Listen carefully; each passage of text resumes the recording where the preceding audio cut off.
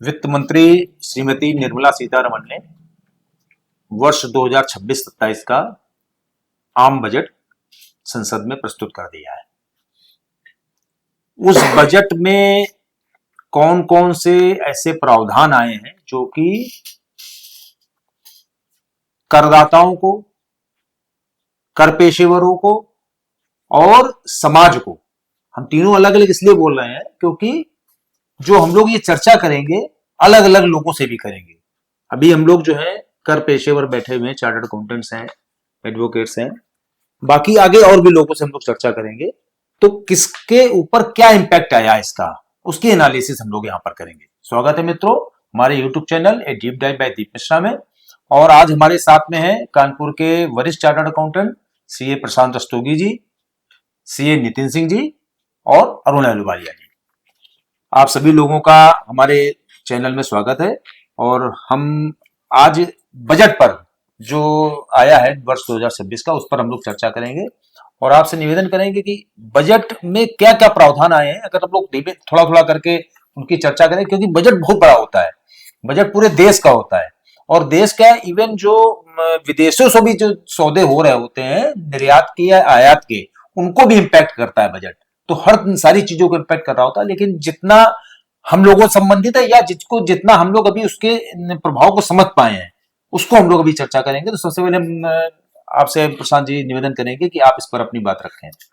नमस्कार दीप जी, धन्यवाद। बजट पे सबसे पहले तो चर्चा इस बात पे होती है कि आम आदमी को क्या मिला। हाँ। आज आपसे यही पूछा जा रहा होगा, आम आदमी को क्या मिला। हाँ। देखिए, आम आदमी को डायरेक्ट इस बजट में कुछ नहीं मिला कि स्लैब बढ़ गया या कोई बेनिफिट दे दिया, लेकिन आम आदमी के लिए सरकार ने बहुत सारी योजनाएं बनाई है। उनपे उनके लाभ आम आदमी को होंगे। ये अलग बात है कि उन योजनाओं को पूरा होने में और लाभ मिलने में साल 2 साल का वक्त लगे। हाँ। लेकिन अब मैं सबसे पहले आता हूँ इनकम टैक्स के प्रोविजंस पे, जो हम लोग के लिए मुख्य उद्देश्य, हम लोग का प्रैक्टिस का यही है इनकम टैक्स का।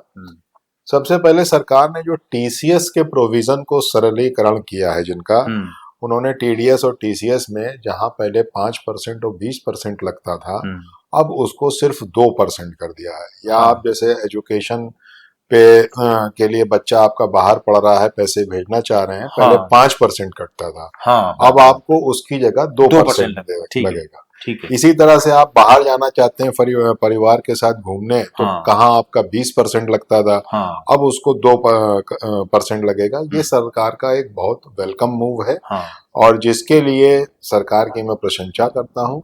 लेकिन इसी के साथ साथ सरकार ने एक काम और भी किया है। जो हमारी अपील में प्री डिपॉजिट का क्लॉज है 20%, लेकिन ये एक सर्कुलर के माध्यम से था। ये कहीं एक्ट में रूल्स में प्रेस्क्राइब्ड नहीं करा, मतलब ये जरूरी नहीं था जी।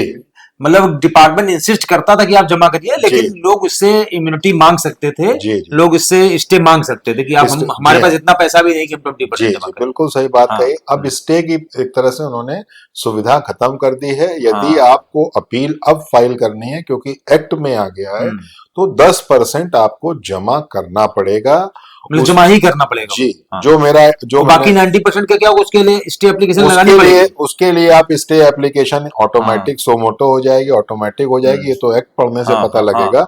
लेकिन बाकी 90% का स्टे मिल सकता है, लेकिन 10% का स्टे नहीं मिलेगा। और यदि आप ये 10% जमा नहीं, तो बड़ी अमाउंट हो जाएगी जी, 10% जमा नहीं करते हैं, तो आप मान के चलिए आपकी जो अपील है वो रिजेक्ट या डिफेक्टिव दोनों हो सकती है। एक मतलब ये काफी, इसको सरकार से मैं तो ये कहूंगा कि एसोसिएशन के माध्यम से रिप्रेजेंटेशन जाना चाहिए। बिल्कुल। जो पहले की यथा स्थिति है उसी को बरकरार रखा जाए।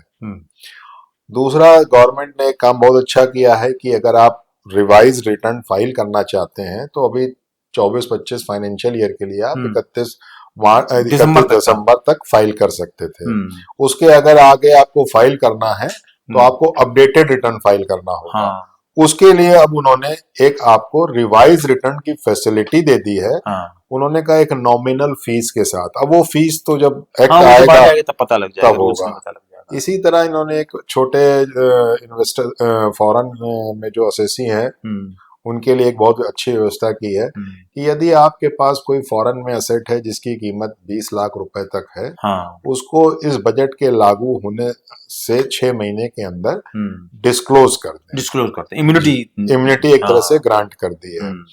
और अगर इससे ज्यादा की है अगर आपके पास, तो उसमें आपको 30% टैक्स और 30% पेनल्टी देके वो आप अपनी असेट डिस्क्लोज कर सकते हैं। ठीक बात है, बहुत बढ़िया। तो नितिन जी, हम आपसे चाहेंगे कि जो बजट में आपको क्या लग रहा है कि कौन से प्रावधान ऐसे आए हैं जो कि बीइंग टैक्स प्रोफेशनल हम लोगों को अफेक्ट कर सकते हैं या एसएससी को अफेक्ट कर सकते हैं। मेन तो हम लोगों का काम तो एसएससी का करना होता है, तो चाहे हम उस दृष्टि से देखें चाहे अपनी दृष्टि से देखें, कुछ चीजें हम लोगों को अफेक्ट करती हैं, कुछ एसएससी को अफेक्ट करती हैं।